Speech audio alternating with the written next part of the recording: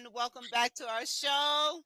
For those just joining us, we are speaking about cyberbullying.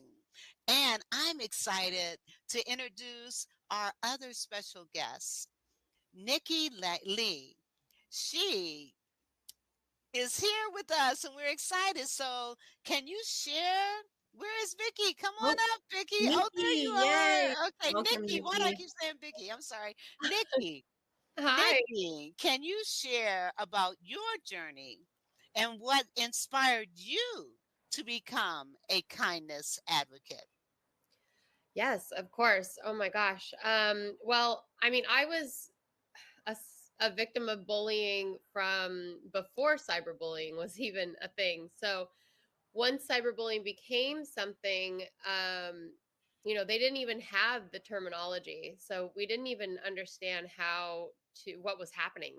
And I think cyberbullying today has gotten so much worse. It's really it's really hurtful because it doesn't even take any confidence on the bully's part to like walk up to you and say anything anymore, right? Like it's mostly just being able to spit fire with no consequences. So the reason that I actually became such an advocate for bullying and also just self-love is because I had I had to find my worth as an adult. And I didn't realize that I didn't have any worth, but I just kept having all these things happen to me. I kept like wondering why am I attracting this? Because I'm very much involved in my life with the law of attraction. I believe in that Mm, 100%. And I'm yes. like, what am I doing? I'm going out. I'm always being kind to people. I'm always making sure that I'm impeccable with my word. I follow the Four Agreements book like it's my Bible, and I'm impeccable with my word. I don't take things personally anymore.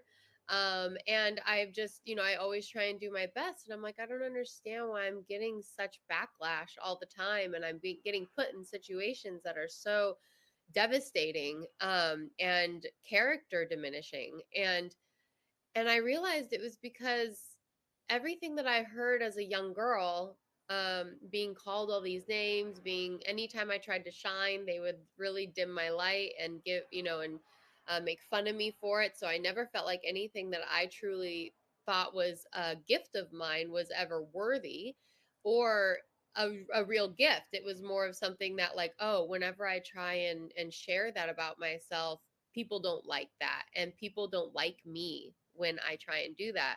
So I would just always try and dim my own light. And I just it's interesting that I never thought it was impacting me. I would always be like, okay, I just got to move on and go to the next thing. But as an Right. adult, I've realized that my whole self-worth is zilch. It's nothing. Mm, Like, I have mhm. none, and I'm attracting relationships, like friendships that are still into my adulthood, or was very recently have I gotten really out of this, but I Yeah. was attracting even friendships that were still bullying into my, young adult years. And Wow.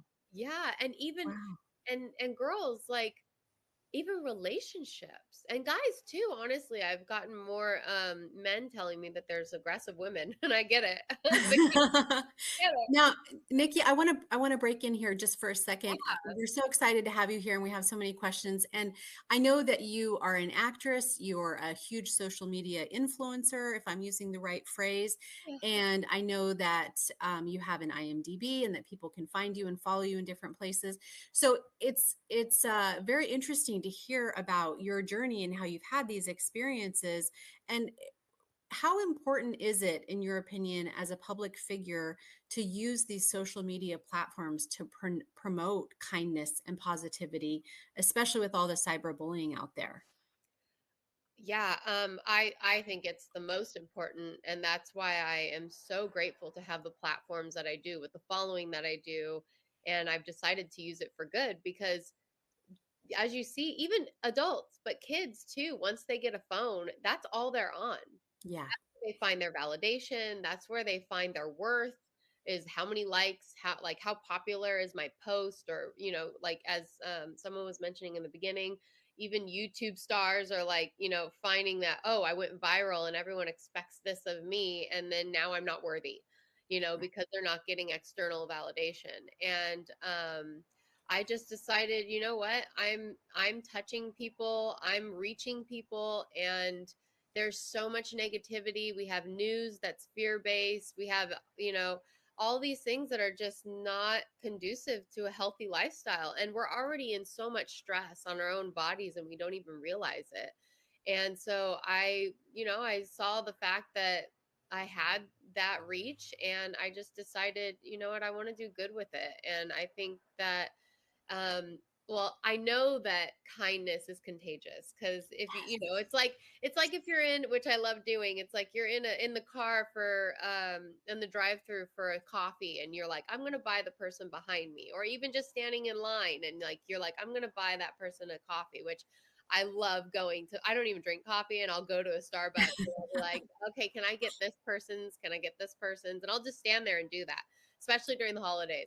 And so I saw that people will be like, well, I want to do the same thing. So then it just gets passed on, and it's like the most beautiful thing ever, because you also give that person that got inspired by that this incredible karma as well, Yes. just because they took the bait, this beautiful bait, and they went with it, and they allowed like a trickle effect. And it's things like that that I've been able to see in person, that I was like, well, more people are online and more people are scrolling, which I call doom scrolling, and they just get so like deep into it. And so I'm like, well, hopefully, they come across my page, and I can just, spread a little cheer and happiness.